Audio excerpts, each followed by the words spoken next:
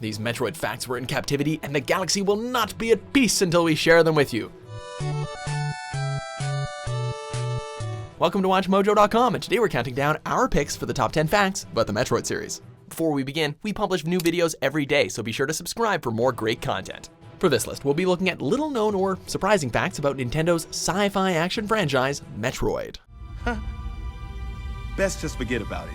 I'm out. Number 10, Alien film series parallels.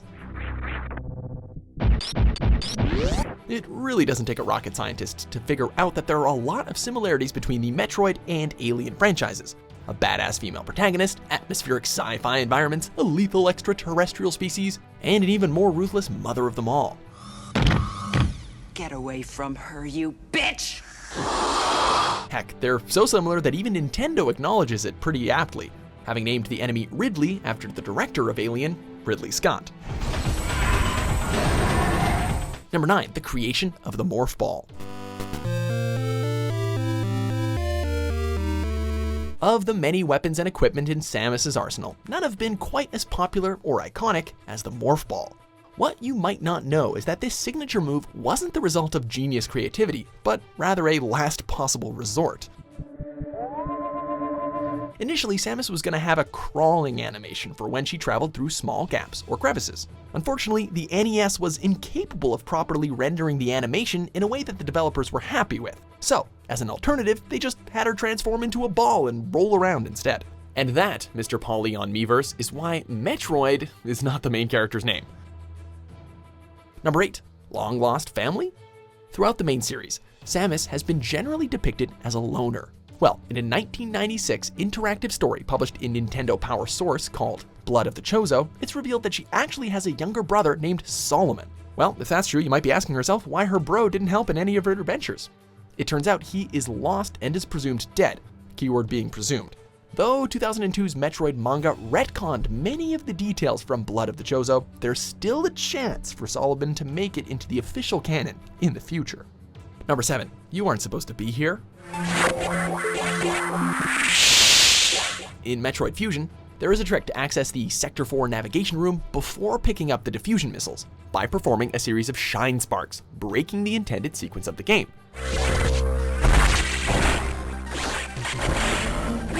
However, the developers seemed to basically realize that this was possible before the game was released. So now, if you're able to pull it off, which is no small feat by the way, the ship's computer will actually applaud you for your work and praise your intuition in being able to figure out the shortcut. It's a nice nod from the production team, rewarding cunning players with a nice little Easter egg. Number 6, secret weapons. Super Metroid is a treasure trove of secrets to uncover with all of its nooks and crannies and hidden abilities, like that one trick that lets you regenerate your health instantly. On top of the large selection of weaponry already available, did you know that there were a bunch of secret weapons for you to unlock? For example, if you equip both the charge beam and a separate beam, then choose power bombs as your secondary weapon, and then begin charging the beam, something really cool will happen.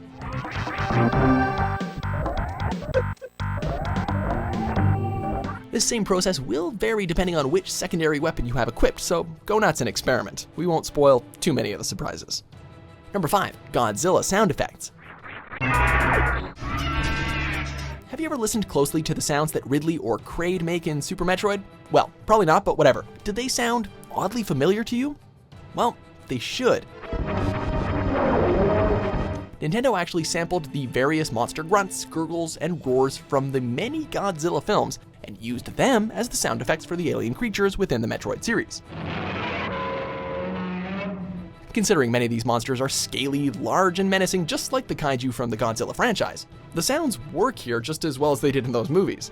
The logical next step, by the way, is obviously Samus vs. Godzilla, so make it happen. Number 4, Unused Monologue. 10 years ago, below the surface of planet Zebes, the mercenaries known as space pirates were defeated by interstellar bounty hunter Samus Aran. Metroid Prime begins how you'd want almost any game in the series too. Spooky ambiance, a distress call, and the bounty hunter named Samus leaping into action. Quite literally in this case. There's very little setup, and it just gets the show on the road. But it wasn't always planned this way. Initially, there was going to be a monologue performed by voice actress Jennifer Hale, as she recounted the events of prior games to set up this new adventure that players were about to embark on. After discovering a possible pirate colony on planet Talon 4, Samus has again prepared for war. But this idea was ultimately scrapped. Maybe it's a good thing to just let the game begin in the atmospheric silence. Besides, we all know what happens when Samus talks. If something like that happened again, I would hold fast to that glimmer of hope and try for redemption.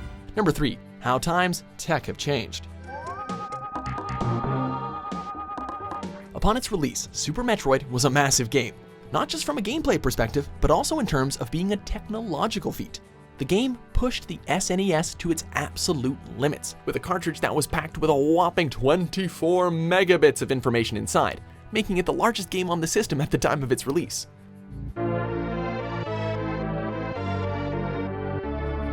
And by the way, we said megabits, and that means that the game as a whole took up about 3 megabytes on the cartridge. It's crazy to think how the times have changed, that something so incredibly large is now considered insignificantly small. Number 2, going left was considered a puzzle. It might be hard to believe nowadays, but back when the first Metroid was released, the concept of being able to walk to the left in a video game was a pretty mind-blowing revelation. Think about it for a second. Most games on the NES all encouraged moving to the right, with a certain plumber making that a commonplace expectation. Upon starting Metroid, most players would have instinctively gone right immediately. However, anyone curious enough to see what would happen if they tried to go left instead, but the realization that this world was going to be much bigger and less linear than they might have imagined. Number 1, Super Metroid was nearly cancelled 3 times.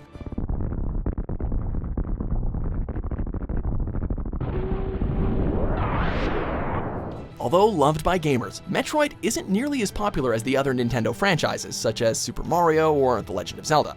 Because of this, several times during the development of Super Metroid, Nintendo considered canning the whole thing altogether, as they doubted its overall potential as a successful title. As we all know now, it sold very well and became a critical darling, often hailed as a masterpiece even to this day. So it's crazy to think that just because some Nintendo executives felt a little iffy, we may have never gotten one of the most fantastic games to grace the SNES. Heck, that means the franchise may not have continued after that, so no Metroid Fusion or Metroid Prime either. Yeesh, scary thought. Hang on a second, is this happening in their boardrooms right now? Is this why we got Federation Force? Do you agree with our picks? Check out these other great clips from WatchMojo and subscribe for new videos every day.